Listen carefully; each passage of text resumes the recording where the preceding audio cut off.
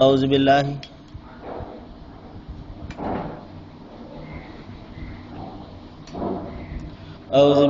من الشيطان الرجيم. بسم الله الرحمن الرحيم. نتلوها عليك بالحق وإنك لمن المرسلين. تلك الرسل فضلنا بعضهم على بعض منهم من كلم الله رفع بعضهم درجات وآتينا عيسى ابن مريم البينات وأيدناه بروح القدس ولو شاء الله ما اقتتل الذين من بعدهم من بعد ما جاءتهم البينات ولكن اختلفوا فمنهم من آمن ومنهم من كفر ولو شاء الله ما اقتتلوا ولكن الله يفعل ما يريد. صدق الله العظيم. అనంత కరుణామయుడు, అపార కృపాశీలుడు, పాలకుడు, పోషకుడు, సర్వలోక ప్రభు అయిన సృష్టికర్త అల్లాహ్ శుభనామంతో ప్రారంభిస్తున్నాను. సోదరులారా, సోదరిమణులారా, అయ్యలారా, అమ్మలారా, అస్సలాము అలైకుం రహమతుల్లాహి వబరకాతుహు. దీని అర్థం, సర్వలోక ప్రభు సృష్టికర్త అల్లాహ్ మనందరి జీవితాలలో శాంతిని, శుభాలను కురిపించునుగాక, ఆమీన్. ఇంతవరకు మీ ముందు మానవులందరి మార్గదర్శక గ్రంథం, అంతిమ దైవ గ్రంథం దివ్య ఖురాన్ నుండి 2వ అధ్యాయం 253వ వాక్యం యొక్క అరబీ మూలంను పఠించడం జరిగింది. దీని యొక్క తెలుగు అనువాదాన్ని వినండి. ఇవన్నీ కూడా దేవుని వాక్యాలు. మేము వాటిని యథాతథంగా మా ప్రవక్తకు వినిపిస్తున్నాము. ఓ ప్రవక్త ముహమ్మద్ సల్లల్లాహు అలైహి వసల్లం, నిశ్చయంగా నీవు సందేశహరులుగా పంపబడిన వాళ్ళని వాడవు. సోదరులారా, దైవం ఇక్కడ ఈ గ్రంథానికి రచయిత, కర్త తానేనని తానే స్వయంగా సాక్ష్యమిస్తున్నాడు. ఇంకా ఈ ప్రవక్త ముహమ్మద్, దైవం ఆయనపై శాంతి కురిపించుగాక, నిశ్చయంగా ప్రవక్తలుగా పంపబడిన వారిలోని వాడవు అని స్వయంగా దైవమే సాక్ష్యమిస్తున్నాడు. ఆ తర్వాత ఈ ప్రవక్తలకు మేము ఒకరిపై ఒకరికి ఉన్నతమైనటువంటి స్థానాలు ప్రసాదించాము. సోదరులారా, చూడండి, దైవము తన ఒక పనిని నిర్వర్తించుకోవడం కోసము తన ప్రవక్తలను ఎన్నుకుంటాడు. మరి ప్రజలందరూ కూడా ఆ ప్రవక్తలను విశ్వసించాలి అని, దైవం తరపు నుండి వచ్చిన వాళ్ళుగా విశ్వసించాలి అని దైవం వారికి కొన్ని సూచక క్రియలను, కొన్ని అద్భుతాలను కూడా ప్రసాదిస్తాడు. ప్రసాదించడానికి ప్రధాన కారణం ఏమిటంటే, వీరు ఆ శక్తిని గ్రహించి, ఆ శక్తిని ప్రసాదించినటువంటి ఆ అల్లాహ్ను, ఆ దైవాన్ని గుర్తించాలి అని. ఇదే ప్రధానమైనటువంటి దాని వెనుక ఉండే మర్మం. కాబట్టి సోదరులారా, ప్రతి ప్రవక్తకు దైవము ఏదో ఒక విధమైనటువంటి పెద్దదో లేకపోతే చిన్నదో కొన్ని అద్భుతాలను ప్రసాదించడం జరుగుతుంది. ఆ ప్రజల యొక్క విశ్వాసాలను బట్టి, వారి యొక్క మానసిక స్థితిగతులను బట్టి దైవం ఒక్కొక్కరికి ఒక్కొక్క విధమైనటువంటి అద్భుతాలను ఇస్తాడు. చూడండి, మనకు పూర్వం గతించినటువంటి ప్రవక్తలను మనం చూసుకున్నట్లయితే అనేక మంది గతించడం జరిగింది. దైవం వారికి ఒకరిపై ఒకరికి ఉన్నతమైనటువంటి స్థానాలను ప్రసాదించడం జరిగింది. ఇక్కడ ఉన్నతమైనటువంటి స్థానాలు అంటే ప్రవక్తలు హెచ్చుతగ్గులని ఎంత మాత్రం కూడా కాదు సోదరులారా. దైవం ఒకరికి కొన్ని ఎక్కువైనటువంటి అద్భుతాలను ప్రసాదిస్తే మరికొన్నికి తక్కువైనటువంటి అద్భుతాలను ప్రసాదించాడు. కాబట్టి అద్భుతాల ప్రాతిపదికన మనము ఎవరిని కూడా ఉన్నతమైన వారు, వీరు తక్కువ వారు అని చెప్పేసి నిర్ణయించకూడదు. ఎందుకంటే అంతిమ దైవగ్రంథం ఖురాన్లో చెప్తున్నాడు, లా నుఫర్రికు బైన అహదెం మిన్హుం. నిజమైనటువంటి విశ్వాసి ఈ ప్రవక్తల మధ్య భేదభావాన్ని చూపించడు. ఎందుకంటే అందరూ కూడా వచ్చింది ఆ దైవ సందేశాన్ని అందజేయడం కోసమే, మానవులందరికీ మార్గాన్ని చూపించడం కోసమే ప్రతి ప్రవక్త కూడా మరి ఆ సందేశాన్ని అందజేయడం జరిగింది. మరి ఈ వీటిలోనే భాగంగా దైవం ఒక్కొక్కరికి ఒక్కొక్క విధమైనటువంటి అద్భుతాలను ప్రసాదించాడు. కాబట్టి ఆ గొప్పతనం ఆ ప్రవక్తలు ఎంత మాత్రం కాదు సోదరులారా. ఉదాహరణకు చూడండి, క్రీస్తు యేసు పుట్టుగుడ్డుని బాగు చేస్తారు. అప్పుడు ఆ బాగుపడినటువంటి వ్యక్తి అంటాడు, మనుష్యునికి ఇట్టి శక్తి ఇచ్చినటువంటి ఆ దైవానికే స్తుతులు, స్తోత్రాలు అని చెప్పేసి దైవానికి చెల్లిస్తాడు. కాబట్టి ఈ విధంగా ప్రసాదించినటువంటి ఆ దైవాన్ని ఘనపరచాలని మరి స్తుతించాలనే దైవం తన ప్రవక్తల ద్వారా కొన్ని అద్భుతాలు చేస్తాడు. ప్రవక్త ముహమ్మద్ సల్లల్లాహు అలైహి వసల్లం వారి వద్దకు ఒక సందర్భంలో శిష్యులు వచ్చారు. ఓ ప్రవక్త, మీకంటే ముందు గతించినటువంటి ప్రవక్తలు మంచి మంచి అద్భుతాలు చేశారు కదా, మరి దైవం మీకు ఇటువంటి అద్భుతాలను ఎందుకు ఇవ్వలేదు అనగానే ప్రవక్త వారు అన్నారు, దైవం నాకు ఖురాన్ను ప్రసాదించాడు, ఇది అద్భుతాల్లోకెల్లా గొప్ప అద్భుతము. ఎందుకంటే దైవం ప్రసాదించినటువంటి అన్ని గ్రంథాల్లోకెల్లా సజీవంగా మరి మార్పులకు లోను కాకుండా ఉన్నటువంటి గ్రంథము మరి ఈ అంతిమ దైవ గ్రంథం దివ్య ఖురాన్. కాబట్టి ఈ గొప్పతనమే నాకు సరిపోతుంది. ఇంకా అంతేకాదు, దైవము అందరి ప్రవక్తల ప్రజల్లోకి నా ప్రజలు అంటే నన్ను అనుసరించే వాళ్ళు ప్రళయ దినాన్ని ఎక్కువ మంది ఉంటారు, నా అనుచర సమాజం ఎక్కువ మంది ఉంటారు అని చెప్పేసి ప్రవక్త వారు చెప్పడం జరిగింది. అయితే సోదరులు, ఇక్కడ మనం గమనించవలసినటువంటి విషయం ఏమిటంటే, ప్రవక్తలను వారి యొక్క సూచక క్రియలు అద్భుతాలను బట్టి మనం అంచనా వేయకూడదు, వాళ్ళ యొక్క గొప్పతనాన్ని మనం నిర్ణయించకూడదు. ఎందుకంటే దైవము ఒకరి చేత ఒక పని చేయించుకుంటాడు. ఏ పని చేయించుకోవాలో, ఏ విధంగా చేయించుకోవాలో ఆయనకు మాత్రమే తెలుసు. మనం కూడా చూస్తుంటాము, కొంతమంది చేత కొంచెం ఎక్కువ పని చేయించుకుంటుంటాడు దైవం, కొంతమంది చేత తక్కువ పని. ఈ విధంగా మన శక్తి సామర్థ్యాలను బట్టి, మన యొక్క స్థితిగతులను బట్టి ఆయన పని నిర్వర్తించుకుంటుంటాడు. కాబట్టి సోదరులారా, ప్రవక్తల మధ్య భేదభావాన్ని మనం అంత మాత్రం కూడా చూపకూడదు. ఆ తర్వాత ఇంకా చెప్తున్నాడు, ఈ ప్రవక్తల్లో ఒకరు దైవము స్వయంగా మాట్లాడాడు.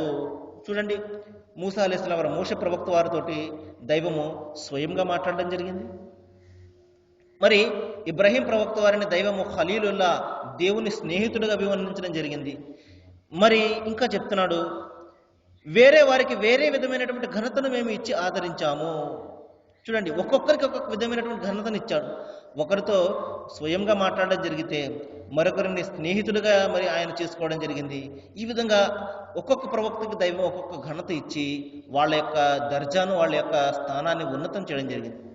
ఆ తర్వాత ఇంకా ప్రధానంగా చెప్తున్నాడు, చివరగా మేము మరియం పుత్రుడైనటువంటి ఈసాకు అంటే క్రీస్తు యేసుకు స్పష్టమైనటువంటి సూచనను ప్రసాదించాము, పరిశుద్ధాత్మతో అతనిని ఆదుకున్నాము. చూడండి సోదరులారా, కొన్ని ముఖ్యమైనటువంటి విషయాలు నేను చెప్పడానికి ప్రయత్నం చేస్తాను. ఇదే అంశం మీద సావధానంగా ఆలకించడానికి ప్రయత్నం చేయండి. ఈ రోజున సమస్త క్రైస్తవ ప్రపంచం అంతా కూడా ప్రవక్త ముహమ్మద్ వారిని నిరాకరిస్తుంది. ఏమని నిరాకరిస్తుందంటే, ఈయన క్రీస్తుకు వ్యతిరేకమండి అని. ఆ విధంగా ఎందుకు వాళ్ళు భావిస్తున్నారు అంటే, చిన్నప్పటి నుండి కూడా వాళ్ళకు అదే విధమైనటువంటి బోధన చేసి చేసి చేసి వాళ్ళ మనసును విషతుల్యం చేయడం జరిగింది. వాస్తవానికి నేటి ప్రపంచంలో క్రీస్తు యేసును ఎక్కువగా విశ్వసించేది ముస్లిం సోదరులే. ఎంతగా విశ్వసిస్తారు అంటే, ఆయనను ఎంత గౌరవిస్తారు అంటే ఏకవచనంతో కూడా సంబోధించరు. యేసు వచ్చాడు, యేసు వెళ్ళాడు అని చెప్పేసి.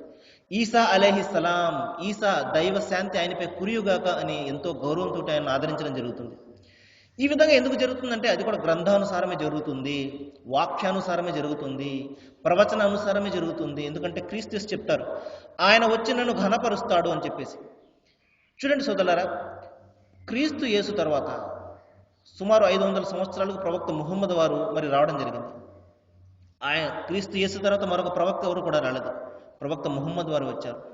మనము ఈ కాలాన్ని గమనించినట్లయితే, ఆయనను ఘనపరిచిన వారు, మహిమపరిచిన వారు ఎవరైనా ఉన్నారు అంటే అది ప్రవక్త ముహమ్మద్ వారే. ఈ విధంగా ఎలా చెప్తున్నారండి అంటే, చూడండి సోదరులారా, దైవం ఇక్కడ అంతిమ గ్రంథం ఖురాన్లో చెప్తున్నాడు, పరిశుద్ధాత్మతో ఆయనను ఆదుకున్నాము, మరియం పుత్రుడైనటువంటి ఈసాను మేము అద్భుతమైనటువంటి పుట్టుక ద్వారా పుట్టించాము అని చెప్పేసి దైవం చెప్తున్నాడు. మరి కొంతకాలం క్రితము సుమారు 1952 సంవత్సరంలో ఇంగ్లాండ్లో యాంగ్లికన్ చర్చ్ అనే ఒక చర్చ్ వారు మొత్తం వాళ్ళకు సంబంధించినటువంటి బోధకులను పిలిచి, బిషప్లను పిలిచి ఒక సర్వే చేయడం జరిగింది. అదేమిటంటే, క్రీస్తు యేసు పుట్టుకను మీరు విశ్వసిస్తారని చెప్పేసి. అందులో 100కి సుమారు 95% మంది మేమైతే దీన్ని విశ్వసించము, ఎందుకంటే ఇది సైన్స్కి వ్యతిరేకం కాబట్టి. మగవాడు అంటే భర్త లేకుండా భార్య, అంటే ఈ విధంగా మగవాని యొక్క ప్రమేయం లేకుండా బిడ్డ పుట్టడం అనేది సైన్స్కి వ్యతిరేకం కాబట్టి మేము ఎంత మాత్రం కూడా విశ్వసించము.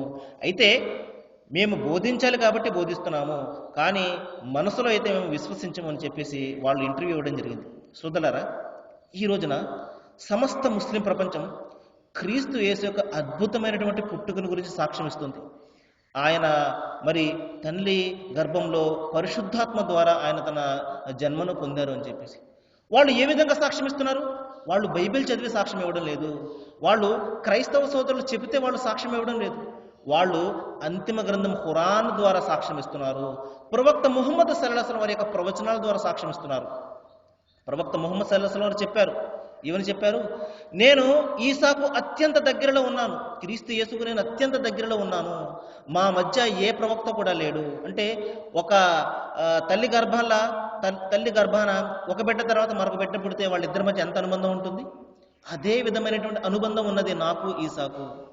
ఇంకా ప్రవక్త వారు చెప్పారు, నేను రాత్రి కలగన్నాను, ఆ కలలో ఒక మహాపురుషుణ్ణి చూశాను, ఆయన ఎంతో పరిశుద్ధంగా ఉన్నాడు, ఆయన యొక్క శిరోజాలు భుజాన వేలాడుతూ ఉన్నాయి, ఇప్పుడే స్నానం చేసినటువంటి వ్యక్తిలా అంత శుభ్రంగా అంత పరిశుభ్రంగా ఉన్నాడు.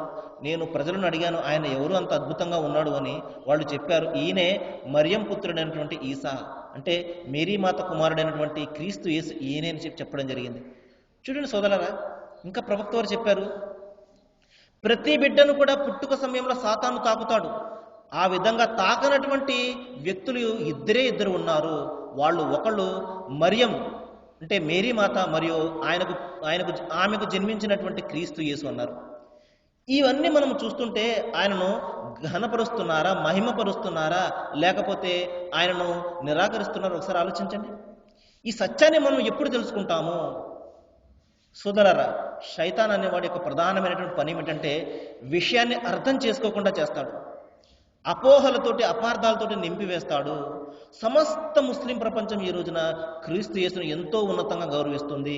తమ ప్రవక్త ముహమ్మద్ సల్లల్లాహు అలైహి వసల్లం వారంటే ఎంత ప్రేమో, క్రీస్తు యేసు అన్నా కూడా అంతే ప్రేమ. ఎందుకంటే వారందరూ కూడా దేవుని తరపు నుండి వచ్చినటువంటి ప్రవక్తలు. ఎందుకంటే వాళ్ళందరినీ మీరు ఆదరించాలని అంతిమ గ్రంథం ఖురాన్లో దైవం నిర్దేశిస్తున్నాడు. ఎవరిపై భేదభావాన్ని చూపించకండి, అందరూ కూడా సమానమే అని చెప్పేసి. కాబట్టి సోదరులారా, సత్యాన్ని తెలుసుకోండి, ఇప్పటికైనా సత్యాన్ని తెలుసుకోండి. మరి అందుకనే అంతిమ గ్రంథం ఖురాన్లో దైవం చెప్తున్నాడు, మరి ముస్లిం సోదరులకు అంటే విశ్వాసులకు అత్యంత దగ్గరలో ఎవరైనా ఉన్నారు అంటే వారు క్రైస్తవ సోదరులు అని చెప్పేసి దైవం చెప్తున్నాడు. ఎందుకంటే అందరూ విశ్వసించేది ఒకే దైవాన్ని, మరి ఆ విశ్వసించే ప్రవక్తను కూడా ఒకటే. కాబట్టి సోదరులారా, ప్రవక్త ముహమ్మద్ వారిని గురించి మీరు ఆలోచన చేయండి.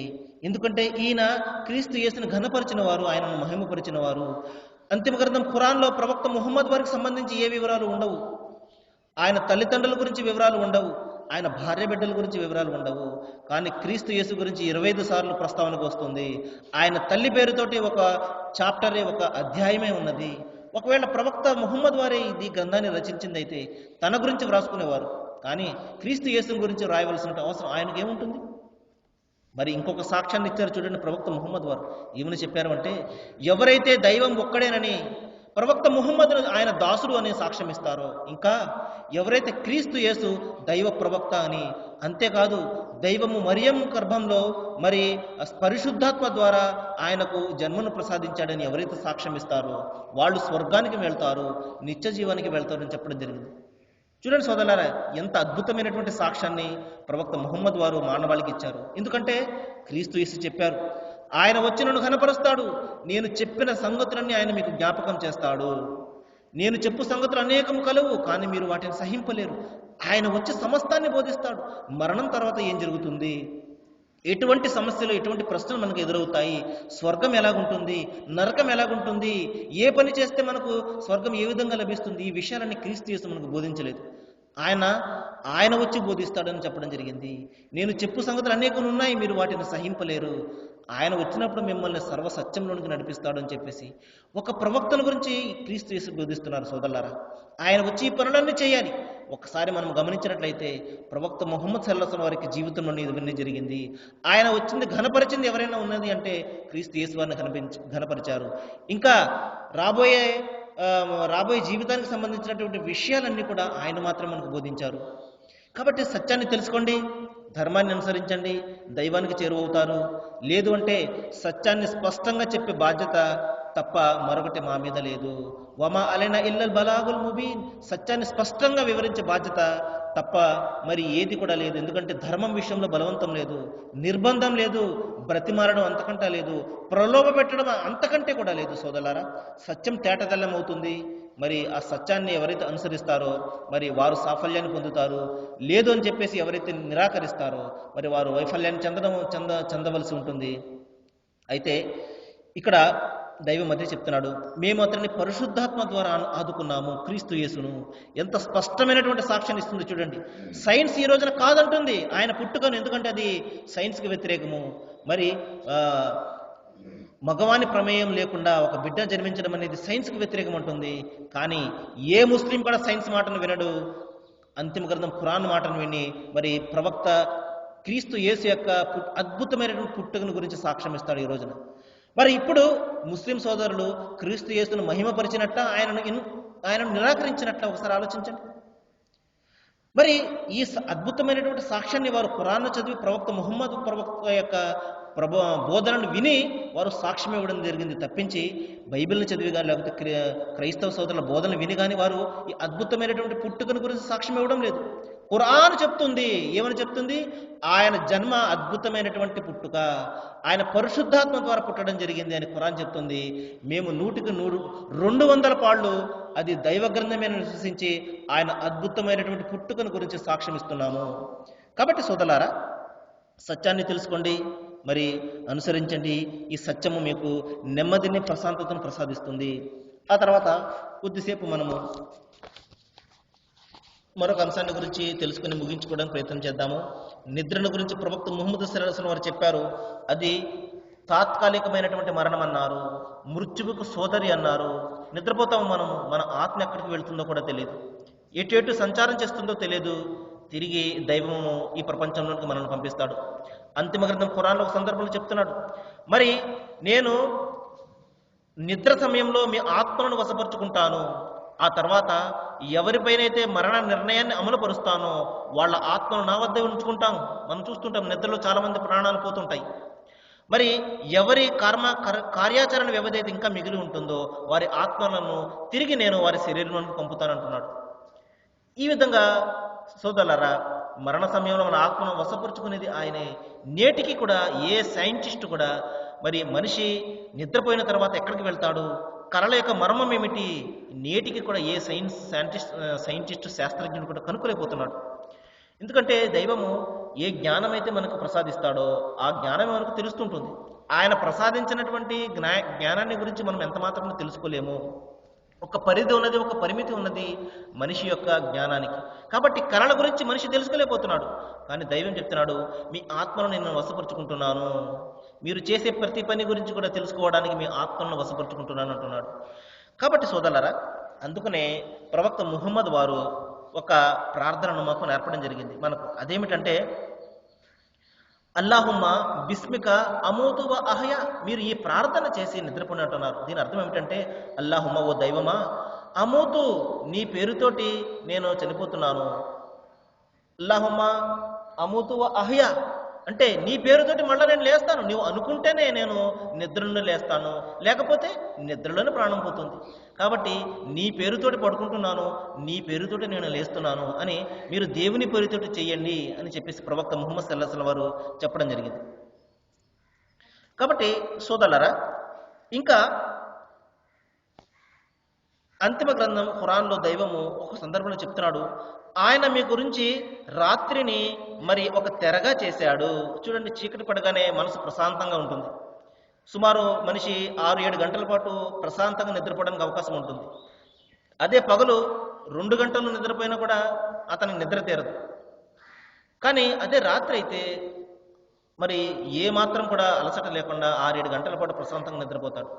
ఒకవేళ దైవం 24 గంటలు కూడా పగలే పెట్టేశాడు అనుకోండి, మన పరిస్థితి ఏ విధంగా ఉంటుందో ఒకసారి ఆలోచించండి. అదేవిధంగా 24 గంటలు కూడా చీకటి పెట్టేస్తే ఆయన ఏదైనా చేయగలడు. కానీ ఏ విధంగా చేయాలో ఆ విధంగా చేశాడు ఆయన. ప్రకృతి ఎంత సమతుల్యతతో పెట్టాడో ఆ విధంగానే పెట్టాడు. కాబట్టి ఇంత అందంగా ఈ సృష్టి నడుస్తుంది. చూడండి, దీనిని నడిపే శక్తి వెనకాల 2-3 ఉన్నట్లయితే ఎంత భయంకరంగా ఉండేది పరిస్థితి చూడండి. ఒక దైవమేమో 24 గంటలు చీకటి పెట్టేసేవాడు, మరి ఇంకొక దైవమేమో 24 గంటలు పగలు పెట్టేసేవాడు. మన యొక్క బ్రతుకులు ఏ విధంగా ఉండే ఒకసారి ఆలోచించండి. కాబట్టి సోదరులారా, అందుకనే ప్రవక్త ముహమ్మద్ సల్లల్లాహు అలైహి వసల్లం వారు చెప్తున్నారు, మరి మీరు నిద్రపోయేటప్పుడు ఈ ప్రార్థన చేసి నిద్రపోండి అని చెప్పడం జరిగింది. సరే, మరికొన్ని విషయాలు మనము రేపు మాట్లాడుకోవడానికి ప్రయత్నం చేద్దాము. ఈ రోజున మన చర్చకు వచ్చినటువంటి అంశము చాలా ముఖ్యమైనటువంటి అంశం సోదరులారా. ఎవరైతే క్రైస్తవ సోదరులు ఉంటారో వారికి నేను మనస్ఫూర్తిగా విజ్ఞప్తి చేస్తున్నాను. ప్రవక్త ముహమ్మద్ సల్లల్లాహు అలైహి వసల్లం వారు క్రీస్తు యేసును ఘనపరిచి మహిమపరిచినటువంటి వ్యక్తి. సమస్త ముస్లిం సోదరులందరూ కూడా క్రీస్తు యేసును తమ గుండెల్లో పెట్టుకుని వారు గౌరవించడం జరుగుతుంది. ఈ సత్యాన్ని తెలుసుకోండి. బోధకుల మాట, ఎవరైతే మార్గాన్ని తప్పిస్తుంటారో వారి మాట విని మీరు ఎంత మాత్రం కూడా మార్గాన్ని తప్పకండి. ఎందుకంటే క్రీస్తు యేసు ఏ విషయాన్ని గురించి అయితే బోధించడం జరిగిందో ఆయన వచ్చి సమస్తాన్ని బోధిస్తాడు అని, మరి ఆయన రావడం జరిగింది. అంతిమ గ్రంథం ఖురాన్ కూడా ఆయన మరి ప్రవక్త ముహమ్మద్ సల్లల్లాహు అలైహి వసల్లం వారి ద్వారా దైవం ప్రసాదించడం జరిగింది. కాబట్టి ఎవరైతే క్రీస్తు యేసును విశ్వసిస్తారో మరి వాళ్ళు తప్పనిసరిగా ముహమ్మద్ ప్రవక్త వారిని కూడా విశ్వసించాలి. మరి అంతిమ గ్రంథం ఖురాన్ కూడా విశ్వసించాలి. అప్పుడు మాత్రమే వారి యొక్క విశ్వాసం పరిపూర్ణమవుతుంది. దైవము మనందరికీ కూడా సత్యాన్ని తెలుసుకునే జ్ఞానాన్ని ప్రసాదించాలని వేడుకుంటూ ముగిస్తున్నాను. వాఖిరు దవానా అనిల్ హమ్దులిల్లాహి రబ్బిల్ ఆలమీన్. అస్సలాము అలైకుం.